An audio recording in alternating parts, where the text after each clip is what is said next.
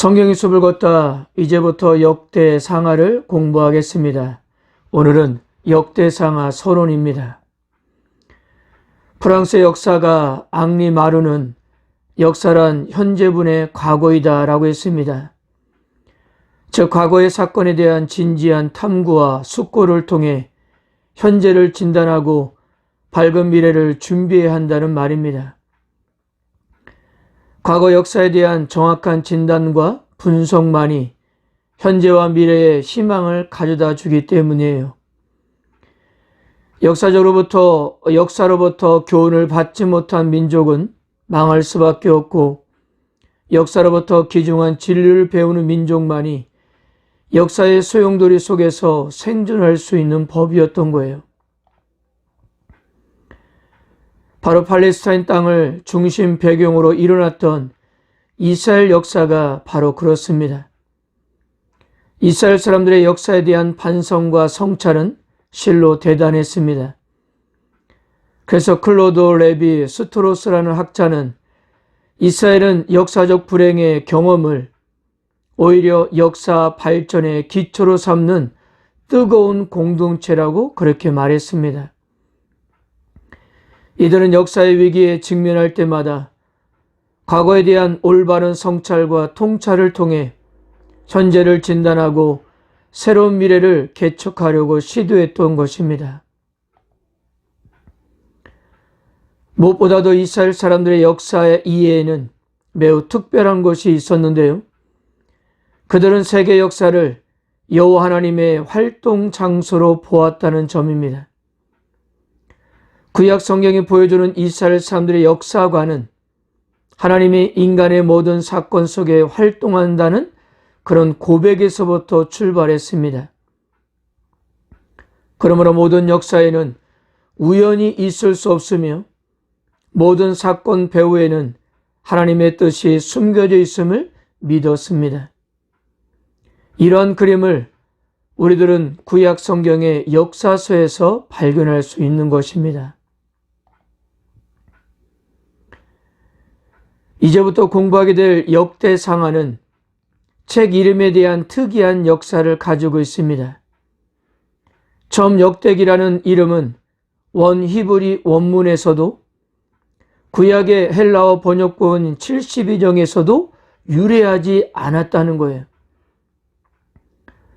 주 4세기가 돼서야 유명한 성경 번역가 제롬이 역대기라는 이름을 처음으로 사용하면서 책 이름의 토대가 되었습니다.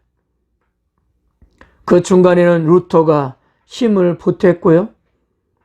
이렇게 사람들이 책 이름을 역대기라고 쉽게 받아들일 수 있었던 것은 원히브리 원문 책 이름의 뜻이 날마다의 행적들, 연간 기록, 연대기를 의미하기 때문이었습니다.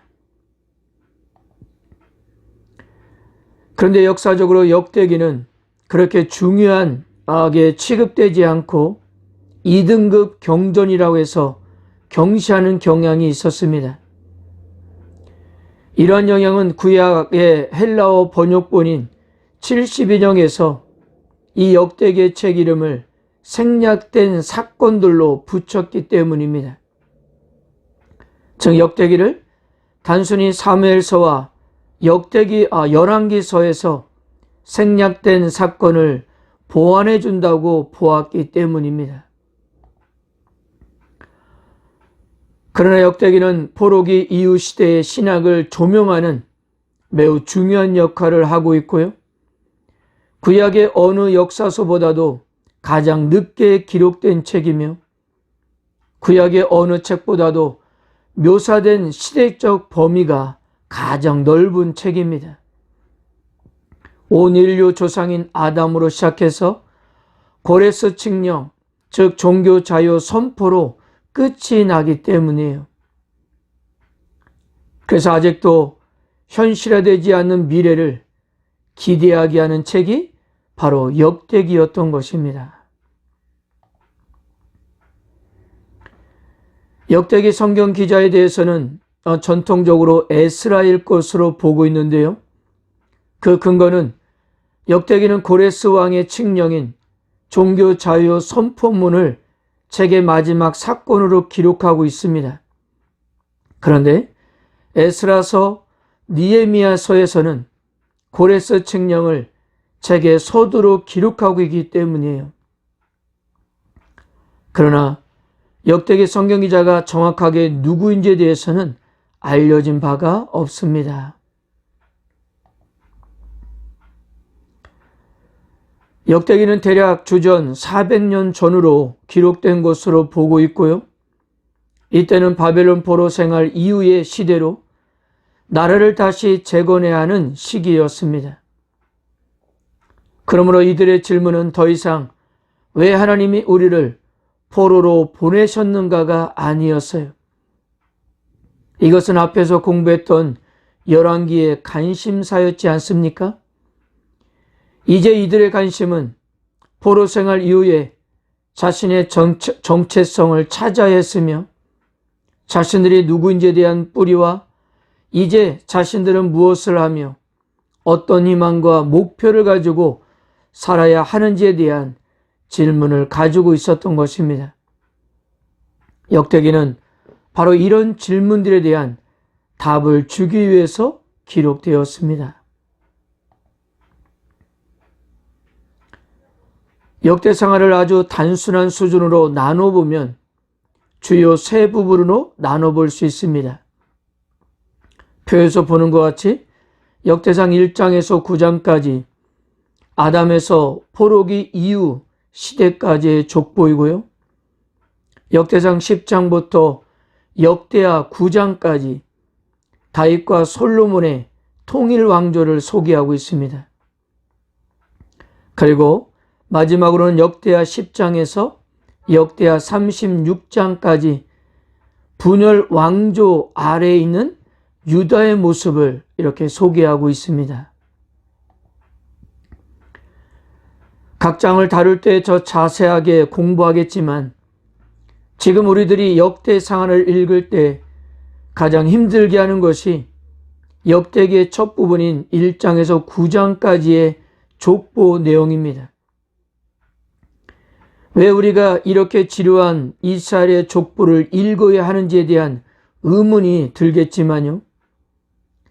다시 나라를 재건해야 하는 포로 이후에 이스라엘 백성들에게는 너무나도 중요한 내용입니다. 자신들의 정체성, 자신들이 누군지에 대한 답이기 때문이에요. 그리고 1장에서 9장까지의 족보 내용은 역대기 전체에서 예비적인 단계라 이렇게 말할 수 있습니다. 그리고 세 번째 부분은 왕들과 백성들의 다양한 반응을 추적하여 하나님이 자기 백성을 다루시는 기본적인 원리들을 되돌아보고 있습니다. 그러므로 역대기서의 핵심은 가운데 중심 부분입니다. 바로 다윗과 솔로몬의 이야기예요. 여기는 신학적으로 매우 중요한 내용을 담고 있는데요. 첫째, 다윗의 언약입니다. 이 언약으로 하나님은 다윗을 위해 영원한 집 또는 왕조를 세울 것이며 다윗의 후손 가운데 하나가 하나님을 위해 성전을 세울 것이라고 약속하셨습니다. 둘째는 성전 봉헌할 때 솔로몬이 하는 기도에 대한 반응으로 솔로몬에게 전하는 하나님의 메시지였습니다. 하나님은 항상 자기 백성을 용서하시고 회복할 준비가 되어 있다는 것이었어요. 그러므로 다윗의 언약과 성전이 역대기에서 중심이 되고 있다는 사실입니다.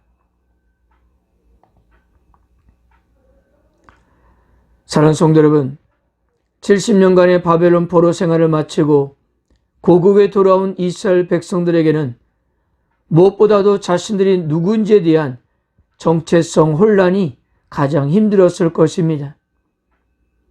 여전히 자신들이 하나님의 백성인지 하나님과 자신들의 언약 관계가 계속적으로 유지되고 있는지 그리고 하나님께서 여전히 자신들의 미래를 책임지고 계신지에 대한 여러 가지 의문이 들었을 것입니다. 여기에 역대기 성경기자는 하나님은 신실하신 분이시므로 약속한 대로 다윗 왕국은 반드시 재건될 것이며 이스라엘은 아직도 하나님의 백성으로 그분의 자비와 은혜를 구하고 받을 자격이 있다는 위로와 함께 그들의 삶에 소망과 활력을 불어넣고 있는 것입니다. 창조 아담에서부터 시작된 인류 구원의 역사, 또한 이스라엘의 구원의 역사는 포로 이후 시대까지 끊어지지 않고 그 구원의 역사는 계속될 것으로 이렇게 계속될 것을 보여주고 있는 것입니다. 이것을 통해 언젠가는 다윗의 후손이신 더 위대한 왕이신 메시아가 오셔서 세우실 영원한 나라를 염원했던 것입니다. 사랑하는 성도 여러분, 현재 어떤 상황과 어떤 어려움 가운데 처해 있든지 우리들은 하나님의 자녀로서 우리를 향하신 하나님의 계획하심과 인도하심은 계속된다는 사실을 믿으시길 바랍니다. 하나님께서는 언제, 어느 날, 어느 순간 우리를 부르셔서 당신의 자녀를 삼으신 것이 아닙니다. 창세전부터 우리들에 대한 계획을 가지시고 지금까지 인도하셨고 앞으로도 신실하게 인도하실 것입니다.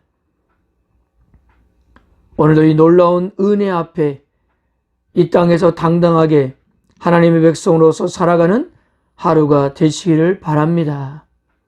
아멘.